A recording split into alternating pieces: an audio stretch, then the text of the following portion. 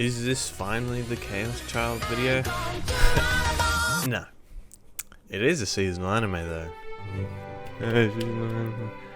And out of everything I could have chosen to cover in this season, Tacked Up Destiny, Kami-san, Platinum End, the painting anime, I chose an Isekai. Yeah, Isekai! I love Isekais, they're so cool and interesting. But this one has a different aura to it. I see. And no, it's not the monkey Isekai, no. So it's another Isekai, but this one, well, it's pretty good. Although I wouldn't really say it uses the Isekai format in a particularly different way. We still have person dying in real life, summoned into a room with goddess and chooses some skills, and then he or she is transferred into a fantasy world with magic powers and all sorts of things. But our main character himself isn't a NEET or a nobody as most other MCs in Isekai are. Take for example Subaru, Rudius and Kazuma. They all had nothing going for them in their original worlds. Subaru was a shut-in who only left his house for necessities. Rudius was... he was Rudius. And Kazuma was a hickey NEET who died for basically no reason. Green tracksuit, you know what that means? Squid Game. With backstories like these, getting Isekai gives these characters the chance to reinvent themselves as no one knows anything about their past. And the writers usually use this as the main driving force of the story because we, the viewers, want to see them grow as people, and also defeat a demon lord or two. Which is where a lot of the appeal in Isekai comes from. Because a lot of people see themselves in these characters before they were Isekai, and also want the chance to reinvent themselves.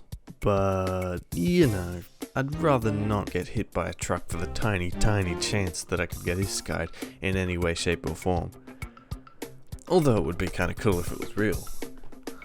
Insert truck-coon joke here. I didn't want to say that because it's cringe. But no, the main character in World's Finest Assassin gets reincarnated in another world as Aristocrat is nothing like that. The first episode was mainly dedicated to his past in pre-Isekai, and we get to know exactly who he was. Let me cut to the chase. This is Luke. He has been an assassin his whole life, and that has been his one and only purpose, to be a tool for the organization to use when they need someone killed. He does not feel sympathy towards anyone he is killing, doesn't see a need in having emotions so he repressed them all, as all he sees in his worth as a person is his ability to assassinate people. And on his very last mission before retiring to become a teacher of people wanting to become assassins, something happens. He's on the plane back when he sees the news that it's been hijacked and goes to investigate, finds all the pilots dead. Knowing his death is approaching, he doesn't feel any fear. He accepts that he's killed all these people and now it's his turn to go. And the plane gets absolutely demolished by some missiles. So he wakes up in a spirit realm. I don't know the names of these. It's a realm with some big ass crystals and a goddess on a big throne in front of him. Instead of the expected, where am I? He's like, would you mind explaining where I am? After the goddess introduces herself as... I don't know if that's her name, I just like the way she said it.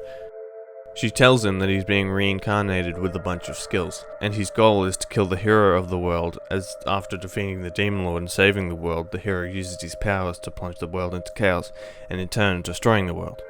I guess he was bored after defeating the Demon Lord or something?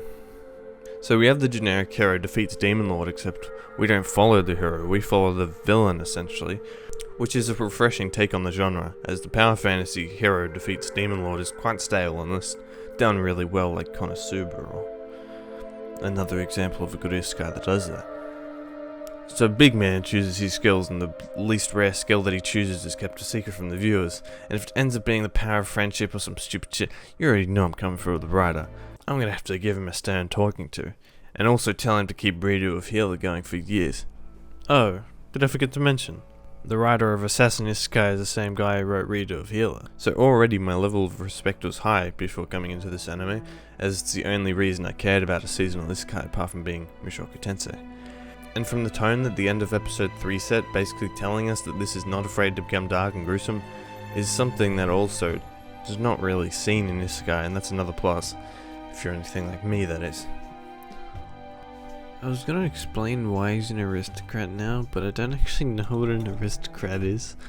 I thought it had something to do with writing, and because he writes spells, I'm like, oh yeah, that's why he's an aristocrat.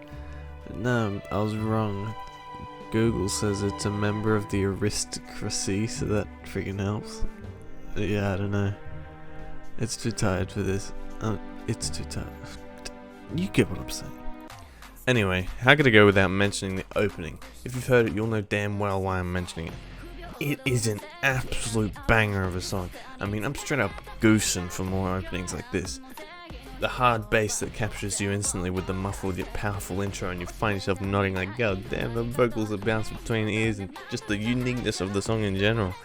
Name anything like it, I'll give you a second. Let me guess, you couldn't. Or if you did, shut up.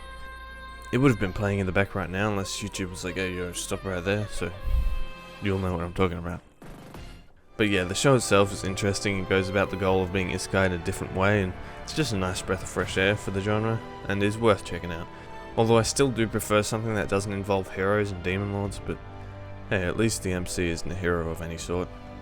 And knowing my boy Tsukiyo, I wouldn't be surprised if the series turned more dark as it went on, because all his other work isn't necessarily slice of life. And if you want to know more about Tsukiyo's work, then check out my redo of Healer video if you haven't already, and subscribe for more. Thanks for watching. Nanashi out.